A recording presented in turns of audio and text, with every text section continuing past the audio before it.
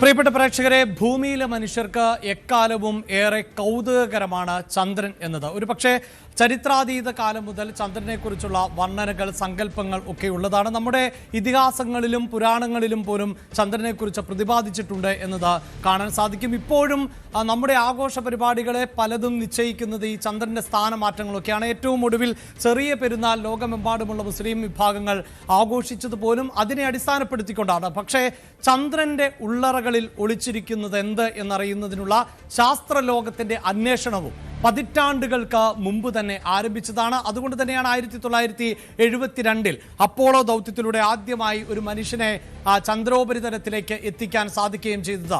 ഇപ്പോഴിതാ രഞ്ജിത്ത് 5 പതിറ്റാണ്ടുകൾക്ക് ശേഷം മറ്റൊരു ദൗത്യം, ചന്ദ്രനെ ലക്ഷ്യം വെച്ചുകൊണ്ടുള്ള ദൗത്യം ആണ് ആരംഭിക്കുന്നത്. നമ്മൾ പ്രേക്ഷകരുമായി ആ ദൗത്യത്തിന്റെ വിശദാംശങ്ങളാണല്ലോ പങ്കുവെക്കുന്നത്.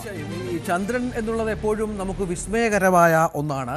മനുഷ്യൻ ചന്ദ്രനിൽ ഇറങ്ങിയതൊക്കെ ഇപ്പോഴും നമുക്കറിയാം, ശാസ്ത്ര ശരിയോ തെറ്റോ എന്ന് പോലും ചർച്ചകൾ നടക്കുന്ന പശ്ചാത്തലമൊക്കെ ഉണ്ട്. പക്ഷേ ഈ അപ്പോളോ ദൗത്യത്തിലൊക്കെ വളരെ കൃത്യമായി ചന്ദ്രനിലേക്ക് മനുഷ്യൻ ഇറങ്ങി എന്നാണ് ഈ പറഞ്ഞതുപോലെയുള്ള കാര്യങ്ങളൊക്കെ വ്യക്തമാക്കുന്നത്, കൊടികുത്തി എന്നാണ്. പക്ഷേ ഈ ആർട്ടിമിസിന്റെ പ്രത്യേകത, ഈ ആർട്ടിമിസ് 2ന്റെ പ്രത്യേകത, ചന്ദ്രനിൽ നേരിട്ട് ഇവർ ഇറങ്ങുന്നില്ല. 4 ബഹിരാകാശ യാത്രികർ പോകുന്നു, അവർ ചന്ദ്രനിൽ നേരിട്ട് ഇറങ്ങുന്നില്ല.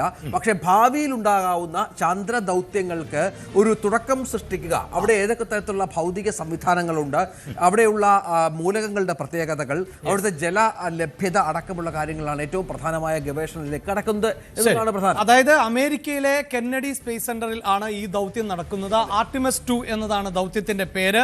നാസയുടെ തന്നെ ഏറ്റവും കരുത്തുറ്റ സ്പേസ് ലോഞ്ച് സിസ്റ്റം, അതാണ് ആ റോക്കറ്റ്, SLS എന്ന റോക്കറ്റ്. അവിടെ ഓറിയോൺ എന്ന പേടകം ഒരു തവണ നേരത്തെ ഈ ദൗത്യം കുറച്ച് മാസങ്ങൾക്ക് മുൻപ് ആരംഭിച്ചിരുന്നു. പക്ഷേ ചില സാങ്കേതിക പ്രശ്നങ്ങൾ കാരണം അത് നിർത്തിവെക്കേണ്ട പശ്ചാത്തലമൊക്കെ ഉണ്ടായി. അപ്പോൾ നമ്മൾ കരുതിയിരുന്നത് ഈ ദൗത്യം വീണ്ടും നീണ്ടുപോകുമെന്നുള്ളതാണ്. പക്ഷെ വളരെ പെട്ടെന്ന് തന്നെ ഈ സാങ്കേതിക പ്രശ്നങ്ങൾ പരിഹരിച്ചുകൊണ്ട് വീണ്ടും ഒരു ദൗത്യത്തിലേക്ക് കടക്കാൻ നാസ തയ്യാറെടുക്കുന്നു എന്നുള്ളതാണ് ഏറ്റവും പ്രധാനപ്പെട്ട കാര്യം. അതിന് പിന്നിൽ നാസയ്ക്ക് ഒരുപാട് ലക്ഷ്യങ്ങളുണ്ട്, വലിയ പണച്ചെലവും വരുന്ന ഒരു സംഗതി കൂടിയാണ്. പോലെ അതായത് രഞ്ജിത്ത് പറഞ്ഞു കഴിഞ്ഞു. അതായത് മനുഷ്യനെ ഈ ഘട്ടത്തിൽ എത്തിക്കുക എന്നതല്ല എന്ന് പറയുമ്പോൾ തന്നെ ഈ ദൗത്യം ആരംഭിച്ചു കഴിഞ്ഞു. അതായത് ഈ ഫ്യൂവൽ നിറയ്ക്കുന്ന, നമുക്കറിയാം ഇത്തരം ബഹിരാകാശ ദൗത്യങ്ങൾ എന്നത് ദിവസങ്ങളുടെ തയ്യാറെടുപ്പാണ്. രഞ്ജിത്ത് സൂചിപ്പിച്ചതുപോലെ തന്നെ ഇത് നേരത്തെ പ്ലാൻ ചെയ്തതാണ്. പക്ഷെ അനുകൂലമാകുന്ന കാലാവസ്ഥയായിരിക്കണം, മറ്റ് ഘടകങ്ങളെല്ലാം അനുകൂലമായി വരണം. അതുകൊണ്ട് തന്നെ ഇപ്പോൾ ഈ ഇന്ധനം നിറയ്ക്കുന്ന തരത്തിലുള്ള കൗണ്ട് ഡൗണുകൾ ആരംഭിച്ചു കഴിഞ്ഞു. അത് തുടർന്നുകൊണ്ടേ ഇരിക്കുകയാണ്. വിക്ഷേപണത്തിനുള്ള അവസാനവട്ട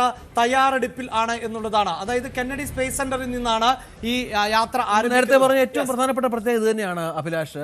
യാത്രികർ ചന്ദ്രനിൽ ഇറങ്ങുന്നില്ല. ചന്ദ്ര ദൗത്യം എന്ന് പറയുമ്പോഴും ചന്ദ്രനിൽ ഇറങ്ങുന്നില്ല, ചന്ദ്രനെ വലം വെച്ചിട്ട് തിരിച്ചു വരുന്ന ഒരു സംവിധാനമാണ്. അതിൽ പ്രധാനമായും 4 നാസയുടെ അമേരിക്കൻ പൗരന്മാരായ 4 പേരും ഒരു കനേഡിയൻ സ്പേസ് ഏജൻസിയായ CSAയുടെ ജെറമി ഹാൻസനും അടങ്ങുന്ന 4-അംഗ സംഘമാണ് ചരിത്രപരമായ ഈ ദൗത്യത്തിലേക്ക് കടക്കുന്നത്. ആ പേരുകളാണ് ഈ സൂചിപ്പിക്കുന്നത്. അതായത് റീഡ് വെസ്മാൻ എന്നത് നാസയിൽ നിന്ന് തന്നെയുള്ള ആൾ ആണ്. അദ്ദേഹമാണ് പ്രധാനമായും ഇതിന്റെ ഒരു കമാൻഡർ, ഈ ടീമിന്റെ, ഈ 4 പേർ ഉൾപ്പെടുന്ന ടീമിന്റെ കമാൻഡർ. വിക്ടർ ഗ്ലോവർ പൈലറ്റാണ്, പ്രമുഖനായ പൈലറ്റായ അദ്ദേഹം ഉള്ള ആൾ. നേരത്തെ ദൗത്യത്തിലൊക്കെ പങ്കെടുത്തിട്ടുള്ള, അതിനുള്ള ശ്രമങ്ങളൊക്കെ ആരംഭിച്ചിട്ടുള്ള ആൾ കൂടിയാണ്. ഒപ്പം ക്രിസ്റ്റീന കോച്ച്, അതായത് ഒരു വനിത മാത്രമാണ് ഈ ദൗത്യ സംഘത്തിലുള്ളത്. അതായത് ഈ ചന്ദ്ര ദൗത്യത്തിൽ പങ്കാളിയാകുന്ന, അല്ലെങ്കിൽ ചന്ദ്രോപരിതലത്തിന് അടുത്തേക്ക് എത്തുന്ന ആദ്യത്തെ വനിതയാകാൻ തയ്യാറെടുക്കുകയാണ്. ജെറമി ഹാൻസൺ ആകട്ടെ ഇവർക്കൊപ്പം നാസയുമായി സഹകരിക്കുന്ന കനേഡിയൻ സ്പേസ് ഏജൻസിയുടെ ഏറ്റവും പ്രമുഖനായ ജെറമി ഹാൻസന്റെ ഒരു പ്രത്യേകത, ഇദ്ദേഹം മാത്രമാണ് ഈ അമേരിക്കക്കാരനല്ലാത്ത കനേഡിയൻ പൗരനാണ് ജെറമി ഹാൻസൺ എന്നുള്ള ഏറ്റവും പ്രധാനപ്പെട്ട കാര്യം. അങ്ങനെ ഏതാണ്ട് വലിയ തോതിലുള്ള ഒരു ദൗത്യം, അതിന്റെ ഫലപ്രാപ്തിയൊക്കെ നമുക്ക് നാളത്തെ കൂടി അറിയണം. അവിടെ എനിക്ക് തോന്നുന്നു രഞ്ജിത്ത് സൂചിപ്പിച്ച പേരുകളോടൊപ്പം തന്നെ ഈ ചന്ദ്രദൗത്യത്തിന്റെ ഭാഗമായി 56 ലക്ഷം പേരുകൾ ഈ പേടകവും ഈ ദൗത്യ സംഘവും ചന്ദ്രനിലേക്ക് എത്തിക്കുകയാണ്. അതായത് ഇപ്പോൾ നാസ മാത്രമല്ല, എല്ലായിടത്തും നമുക്കറിയാം എല്ലാ പദ്ധതികളെയും കൂടുതൽ ജനകീയമാക്കുക, ജനങ്ങളിലേക്ക് ഈ അറിവ് എത്തിക്കുക, എന്താണ് ഈ ദൗത്യം, എങ്ങനെയാണ് എന്നതൊക്കെ അറിയിക്കുക എന്നതാണ് നാസയുടെ ഉദ്ദേശം. അതിന്റെ ഭാഗമായി അവരൊരു ക്യാമ്പയിൻ നടത്തിയിരുന്നു. അതായത് ഈ ദൗത്യത്തിന്റെ ഭാഗമായി നടത്തിയ send your name to the moon എന്ന തരത്തിലുള്ള ഒരു ക്യാമ്പയിൻ നടത്തുകയും അങ്ങനെ ലഭിച്ച 53 ലക്ഷം പേരുകൾ ഡിജിറ്റൽ പേടകമാക്കി അല്ലെങ്കിൽ ഡിജിറ്റലൈസ് ചെയ്താണ് ഈ പേരുകളും ചന്ദ്രനിലേക്ക് എത്തിക്കുന്നത്. ഈ പുതിയ ദൗത്യത്തിന്റെ ആർട്ടിമിസ് 2-ന്റെ ഏറ്റവും പ്രധാനപ്പെട്ട പ്രത്യേകതകളൊന്നായി അത് മാറുന്നുണ്ട്. ജനകീയ ദൗത്യമാക്കി കൂടി മാറ്റുക. കാരണം പലർക്കും ഇത്തരം ദൗത്യങ്ങൾ നടക്കുന്നു, കോടിക്കണക്കിന് രൂപ ചിലവഴിക്കുന്നു, പക്ഷേ ഇതിന്റെയൊക്കെ അൾട്ടിമേറ്റ് റിസൾട്ട് എന്താണ്, അതിന്റെ പ്രയോജനം എന്താണ് എന്ന കാര്യത്തിലൊക്കെ ഒരുപാട് സംശയങ്ങളും ആശങ്കകളൊക്കെ നിലനിൽക്കുന്ന പശ്ചാത്തലത്തിൽ കൂടിയാണ് ഇത്തരം ചില കാര്യങ്ങളിലേക്ക് മാറുന്നത് എന്നത് ഏറ്റവും പ്രധാനപ്പെട്ടതാണ്. മറ്റൊന്ന് അഭിലാഷ്, 93,000 കോടി ഡോളർ, അതായത് ഏകദേശം 8.73 ലക്ഷം കോടി രൂപയാണ് ഈ ദൗത്യത്തിന്റെ ചിലവ് എന്നുള്ളത് ഏറ്റവും പ്രധാനപ്പെട്ട ഒന്നായി മാറുകയാണ്. അപ്പോഴാണ് ഈ ബൃഹത്തായ ഒരു പദ്ധതിയാണ്, ഇത്ര അധികം പണം ചിലവാക്കുന്ന പദ്ധതികളൊക്കെ വിരളമാണ്.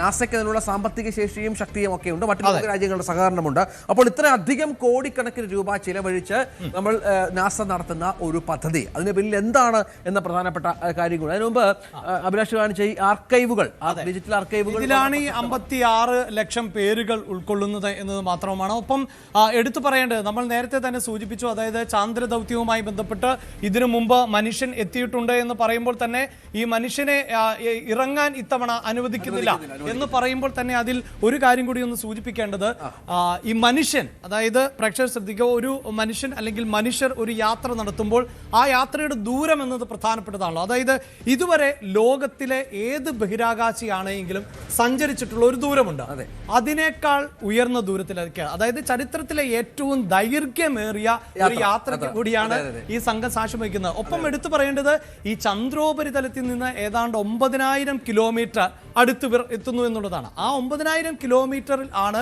ഇവർ ഈ 10 ദിവസം പ്രദക്ഷിണം വെക്കാൻ പോകുന്നത്. ആ പ്രദക്ഷിണമാണ്, അതായത് ചന്ദ്രനിൽ ഇറങ്ങുന്നില്ല എങ്കിൽ പോലും ഈ 9,000 കിലോമീറ്ററിന് അടുത്ത് ഇവരെത്തുന്നു. മറ്റു കാര്യങ്ങളുമായി ബന്ധപ്പെട്ട് അവർ ചില കാര്യങ്ങൾ മനസ്സിലാക്കാൻ ശ്രമിക്കുന്നു എന്നുള്ളതാണ്. അപ്പോഴാണ് നേരത്തെ ഞാൻ പറഞ്ഞ ചോദ്യമുണ്ട്, ഇത്രയധികം പണവും സാമ്പത്തികവും ഒക്കെ ഉപയോഗിച്ചുകൊണ്ട് എന്തിന് ഈ ദൗത്യത്തിന് പോകുന്നു എന്നുള്ള ശങ്ക അല്ലെങ്കിൽ ആശയക്കുഴപ്പവും ആശങ്കയൊക്കെ പല സാധാരണക്കാർക്കും ഉണ്ട്. അതിൽ ഏറ്റവും പ്രധാനപ്പെട്ട ഒന്ന്, ഭാവിയിലെ ചാന്ദ്ര ദൗത്യങ്ങൾ 2027 മുതൽ അങ്ങോട്ട് തുടർച്ചയായി 6 മാസം കൂടുമ്പോൾ നാസ യാത്രികരെ ചന്ദ്രനിലേക്ക് അയക്കാൻ പോകുന്നു എന്നൊരു പ്രോജക്റ്റ് അവർ വിഭാവനം ചെയ്യുന്ന പശ്ചാത്തലമുണ്ട്. അതായത് ഭൂമിക്ക് പുറത്ത് എവിടെയൊക്കെയാണ് ആവാസ വ്യവസ്ഥ പോലും സൃഷ്ടിക്കാൻ പറ്റുക എന്ന ശ്രമം മനുഷ്യൻ നടത്തിക്കൊണ്ടേയിരിക്കുക. അതെ അതെ, അതിന് പ്രധാനപ്പെട്ട കാര്യം ഈ നമ്മുടെ ഒന്ന് ജീവജലം എന്നത് സംബന്ധിച്ച് ചന്ദ്രനിലെ ജീവജലവുമായി ബന്ധപ്പെട്ട ഒരുപാട് പഠനങ്ങൾ നടന്നിട്ടുണ്ട്. പക്ഷേ ഇപ്പോഴും അതുമായി ബന്ധപ്പെട്ട ഒരു വ്യക്തതയിലേക്ക് കാര്യങ്ങൾ എത്തിയിട്ടില്ല. ഈ ചന്ദ്രന്റെ ഈ ധ്രുവപ്രദേശങ്ങളിൽ സൂര്യപ്രകാശം എത്താത്ത പല ഗർത്തങ്ങളും, അവിടെ ഈ ഇരുണ്ട പ്രദേശങ്ങൾ, അവിടെ വെള്ളത്തിന്റെ സാന്നിധ്യം ഏറെ ഉണ്ട് എന്നുള്ള സൂചനകൾ. അതായത് ജലത്തിന്റെ സാന്നിധ്യമാണ് ജീവന്റെ തുടിപ്പിനുള്ള ഏറ്റവും സാധ്യത കാണുന്നത്. ഈ 6 മാസം കൂടുമ്പോൾ ഒരുപക്ഷെ ചാന്ദ്ര ദൗത്യവുമായി ബന്ധപ്പെട്ട് നാസ തുടർച്ചയായി യാത്രികരെ അയക്കുന്ന പശ്ചാത്തലമുണ്ടായാൽ അവർക്ക് സർവൈവ് ചെയ്യാൻ ആവശ്യമായ ജലമടക്കമുള്ള കാര്യങ്ങൾ ഉണ്ടോ എന്ന് അന്വേഷിക്കുക, അതുമായി ബന്ധപ്പെട്ട വിവരങ്ങൾ മനസ്സിലാക്കുക എന്നുള്ളത് ഏറ്റവും പ്രധാനപ്പെട്ട ഒരു കാര്യമാണ് ഈ ദൗത്യത്തിൽ. എന്തായാലും ഈ കൗണ്ട് ഡൗൺ ആരംഭിച്ചു കഴിഞ്ഞു എന്ന് നമ്മൾ പറയുന്നു. അതായത് നാസ ഇതിന്റെ തത്സമയ വിവരങ്ങൾ, അതായത് യൂട്യൂബിലെയും ഒക്കെ നാസയിലൂടെ തന്നെ നമുക്ക് ഇതിന്റെ കൃത്യമായ ദൃശ്യങ്ങൾ കാണാൻ സാധിക്കുമെന്നാണ് പറയുന്നത്. ഇന്ന് ഏതാണ്ട് ഇന്ത്യൻ സമയം വൈകിട്ട് 5:30 അതിന്റെ ടെലികാസ്റ്റിംഗ് ആരംഭിക്കും. നാളെ പുലർച്ചെ 3:45 കൂടിയാണ് ഈ ദൗത്യം വിക്ഷേപണം ആരംഭിക്കുന്നത്. ഒപ്പം ഒരു കാര്യം കൂടി ഒന്ന് സൂചിപ്പിക്കട്ടെ, അതായത് യഥാർത്ഥത്തിൽ ഈ ശാസ്ത്രലോകം പറയുന്നത് ഇത് കുതിച്ചുയരുക, പ്രദക്ഷിണം വെക്കുക എന്നതിനേക്കാളൊക്കെ വലിയ റിസ്ക് ഇത് ഈ 4 യാത്രികരെ ഭൂമിയിലേക്ക് തിരികെ എത്തിക്കുക എന്നുള്ളത് സങ്കീർണമായ ഫ്ലാഷ് ലാൻഡിംഗ് പോലെയുള്ള നേരത്തെ അതായത് ഭൂമിയിലേക്ക് ഈ പേടകം തിരികെ എത്തുമ്പോൾ അതിന്റെ വേഗത എന്നത് ഏകദേശം 40,000 കിലോമീറ്റർ ആകും എന്നുള്ളതാണ്. ഒരു മനുഷ്യന് 40,000 കിലോമീറ്റർ വേഗതയൊക്കെ സങ്കല്പിക്കാൻ പോലും സാധിക്കില്ല. അത് മാത്രമല്ല രഞ്ജിത്ത്, ആ സമയത്തുണ്ടാകുന്ന ഒരു ചൂട്, അത് സൂര്യന്റെ ഉപരിതലത്തിലെ ചൂടിന്റെ പകുതിയോളം എന്നാണ്. അത് ഡേറ്റ അനുസരിച്ച് 2760 ഡിഗ്രി ചൂട്, 100 ഡിഗ്രിയിലാണ് വെള്ളം തിളയ്ക്കുന്നത്. ഇപ്പോൾ തന്നെ നമുക്കറിയാം ഈ ചൂട് കാലത്ത് കേരളത്തിൽ പുറത്തിറങ്ങുമ്പോൾ 37 ഡിഗ്രി 38 ഡിഗ്രിയിൽ ഒരു മനുഷ്യന് പുറത്തിറങ്ങാൻ പറ്റാത്ത ചൂടാണ്. അവിടെയാണ് 2760 ഡിഗ്രി സെൽഷ്യസ് ചൂടാണ് ഈ പേടകം കടന്നു വരുമ്പോൾ, ഭൂമിയിലേക്ക് കടന്നു വരുമ്പോൾ ഉണ്ടാകുന്നത്. ആ ചൂടിനെ പ്രതിരോധിക്കുന്ന തരത്തിലുള്ള പേടകത്തിനകത്താണ് ഇവർ യാത്ര ചെയ്യുന്നത്. അത് വളരെ പ്രധാനപ്പെട്ട കാര്യമാണ്. ഈ നേരത്തെ നമുക്ക് പല ദൗത്യങ്ങളും ബഹിരാകാശ ദൗത്യങ്ങളൊക്കെ സ്പ്ലാഷ് ലാൻഡിംഗ് പോലെയുള്ള സംവിധാനത്തോടു കൂടി തന്നെയാണ് നടപ്പിലാക്കിയിട്ടുള്ളത്. ഈ ദൗത്യത്തിനും സമാനമായ ചില പ്രത്യേകതകൾ കൂടിയുണ്ട്. അവർ ഈ ചന്ദ്രനെ വലം വെച്ച് മടങ്ങുമ്പോൾ ഈ പേടകമടക്കം കടലിൽ വീഴത്തക്ക രീതിയിലുള്ള സംവിധാനങ്ങൾ ഒരുക്കിക്കൊണ്ട്, അതായത് ഈ അഭിലാഷ് പറഞ്ഞ ചൂടിനെയൊക്കെ പ്രതിരോധിച്ച്, അതായത് കടലിലേക്ക് വീഴുന്നതിന് തൊട്ട് മുമ്പ് പാരച്യൂട്ടിൽ ഇവര് ഇറങ്ങുന്നു. അതിനുശേഷം ഈ പേടകം കൃത്യമായി കടലിലേക്ക് വീഴുന്ന തരത്തിലുള്ള സംവിധാനമാണ് ഇപ്പോൾ ഒരുക്കിയിരിക്കുന്നത്. അങ്ങനെ അതിസങ്കീർണമായ പല ഘട്ടങ്ങളും കടന്നാണ് ഈ 10 ദിവസം ബഹിരാകാശ ഈ ചന്ദ്ര യാത്രികർ വളരെ പ്രധാനമായും ഇവിടെ കഴിയുന്നത് എന്നുള്ളതാണ് ഏറ്റവും നിർണായകമായ ഒന്ന്. അതിനുള്ള എല്ലാ തയ്യാറെടുപ്പുകളും നാസയിൽ പുരോഗമിച്ച് വരികയാണ്. മറ്റു മാത്രമല്ല, ഞാൻ നേരത്തെ പറഞ്ഞ പോലെ 2027 പകുതി മുതൽ അത്യന്താധുനിക ഒരു ചാന്ദ്ര ഗവേഷണ കേന്ദ്രം അവിടെ സ്ഥാപിക്കാനുള്ള എല്ലാ സംവിധാനങ്ങളും നാസ തയ്യാറാക്കി വരികയാണ്.